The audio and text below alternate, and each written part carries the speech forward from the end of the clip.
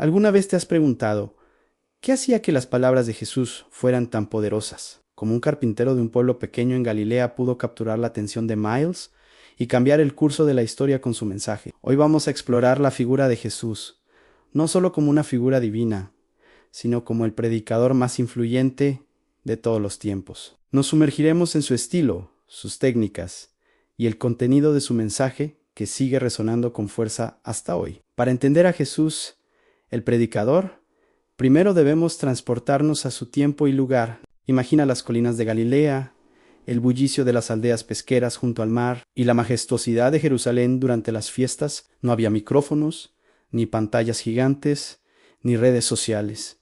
La comunicación era cara a cara, directa y personal. En este escenario, Jesús desarrollaba su ministerio, caminando de pueblo en pueblo, hablando en sinagogas en los plazaos, en las laderas de las montañas y a la orilla del mar. Una de las características más notables de su predicación era su increíble capacidad para conectar con la gente común. No usaba un lenguaje teológico complejo o abstracto reservado para los eruditos del templo. Al contrario, hablaba el idioma del pueblo. Utilizaba imágenes y metáforas sacadas de su vida cotidiana. Un sembrador esparciendo semillas, una mujer buscando una moneda perdida, un pastor cuidando a sus ovejas. Estas historias, que conocemos como parábolas, no eran solo cuentos bonitos. Eran herramientas pedagógicas geniales. Hacían que conceptos espirituales profundos fueran accesibles y memorables para todos, desde un pescador hasta un recaudador de impuestos. Pensemos en la parábola de el buen samaritano, por ejemplo. En lugar de dar una definición legalista sobre quién es el prójimo, Jesús cuenta una historia que desafía las barreras sociales y religiosas de su época. La gente que lo escuchaba podía visualizar la escena, sentir la tensión y comprender el mensaje a un nivel emocional y profundo. El héroe no era el sacerdote ni el levita, las figuras religiosas respetadas, sino un samaritano, alguien considerado un enemigo. Con esto, Jesús no solo enseñaba sobre la compasión, sino que también rompía prejuicios y redefinía por completo las relaciones humanas. Eso era revolucionario. Otro aspecto fundamental de su estilo era la autoridad con la que hablaba. Los evangelios a menudo señalan que la gente se asombraba porque les enseñaba como quien tiene autoridad y no como los escribas. ¿Qué significaba esto? Los maestros religiosos de la época solían basar sus enseñanzas citando a otros rabinos famosos, en una larga cadena de tradición. Era como decir, según el rabino fulano, que aprendió del rabino mengano. Jesús, en cambio, hablaba con una autoridad intrínseca. Frases como de cierto os digo, o habéis oído que fue dicho, pero yo os digo, marcaban una ruptura. No estaba simplemente interpretando la ley, la estaba llevando a su cumplimiento, revelando su verdadero espíritu. Esta autoridad no venía de la arrogancia, sino de una convicción profunda y una conexión directa con Dios, a quien llamaba Abba, una palabra aramea íntima y cariñosa, similar a papá. Además, Jesús no tenía miedo de hacer preguntas. Muchas de sus enseñanzas comenzaban o terminaban con una pregunta directa que obligaba a su audiencia a pensar por sí misma, a examinar sus propias vidas y creencias. ¿De qué le sirve al hombre ganar el mundo entero si pierde su alma? ¿Quién de vosotros, por mucho que se preocupe, puede añadir una sola hora al curso de su vida? Estas no son preguntas retóricas, son invitaciones a la introspección. No buscaba dar todas las respuestas, sino despertar en la gente el deseo de buscar la verdad. Quería que sus seguidores no fueran simples repetidores de dogmas, sino participantes activos en su propio viaje espiritual. Ahora hablemos del contenido central de su mensaje. Si tuviéramos que resumir la predicación de Jesús en una frase, sería: el reino de Dios se ha acercado. Pero, ¿qué es este reino de Dios? No se refería a un reino terrenal con fronteras y ejércitos, como muchos esperaban del Mesías. Su mensaje apuntaba a la soberanía de Dios en el corazón de las personas y en la sociedad. Era una nueva forma de vivir, aquí y ahora, basada en la justicia, la paz y sobre todo, el amor. Este mensaje se condensa magistralmente en el Sermón del Monte.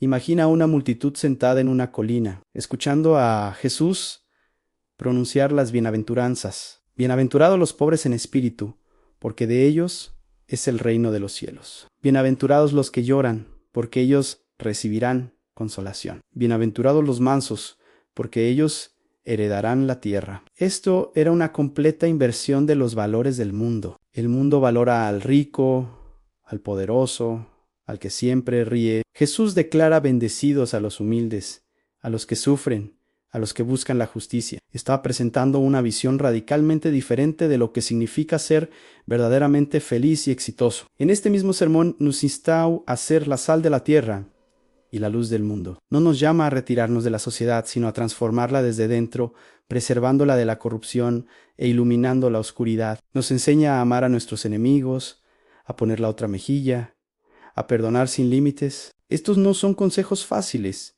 son mandatos que desafían nuestra naturaleza más básica, y sin embargo, son el corazón de su enseñanza. La ética del reino de Dios es una ética de amor radical y desinteresado. La predicación de Jesús no era solo de palabra, estaba respaldada por sus acciones. Su vida era la encarnación de su mensaje. Hablaba de compasión y sanaba a los enfermos. Hablaba de inclusión y comía con los marginados sociales, los recaudadores de impuestos y los pecadores, algo escandaloso para la élite religiosa. Hablaba de humildad y lavó los pies de sus discípulos. Su coherencia entre lo que decía y lo que hacía le daba una credibilidad inquebrantable. No era un filósofo en una torre de marfil. Era un predicador que caminaba entre el polvo del camino, que sentía el dolor de la gente y que actuaba en consecuencia. Sus milagros no eran simples demostraciones de poder para impresionar. Eran señales, actos simbólicos, que apuntaban a una realidad más profunda. Al sanar a un ciego no solo le devolvía la vista física, sino que mostraba que había venido a abrir los ojos espirituales de la humanidad. Al multiplicar los panes y los peces, no solo alimentaba a una multitud hambrienta, sino que se presentaba a sí mismo como el pan de vida,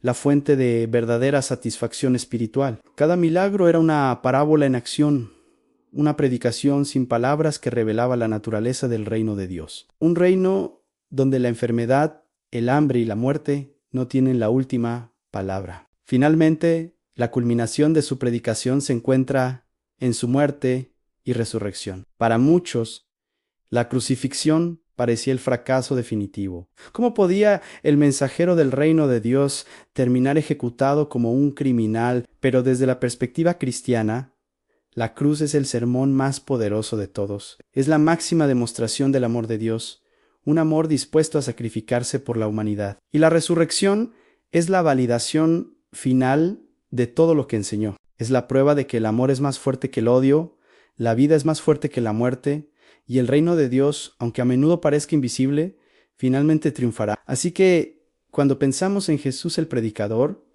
no solo vemos a un orador carismático, vemos a un maestro que usaba historias sencillas para revelar verdades eternas. Vemos a un profeta que hablaba con una autoridad que desafiaba el statu quo. Vemos a un guía que nos invitaba a pensar por nosotros mismos. Vemos a un hombre cuya vida era un reflejo perfecto de sus palabras. Y vemos al mensajero de un reino basado en el amor, la justicia y la misericordia, un mensaje que, 2000 años después, sigue transformando corazones y cambiando vidas en todo el mundo. Su predicación no fue solo un evento histórico, es una invitación personal y continua para cada uno de nosotros. Gracias por acompañarnos en este viaje para descubrir a Jesús, el predicador. Si este video te ha resultado interesante y te ha hecho reflexionar, te invito a que le des a me gusta y lo compartas con otros. Y no olvides suscribirte al canal y activar la campanita para no perderte nuestros próximos contenidos. Nos vemos en el próximo video.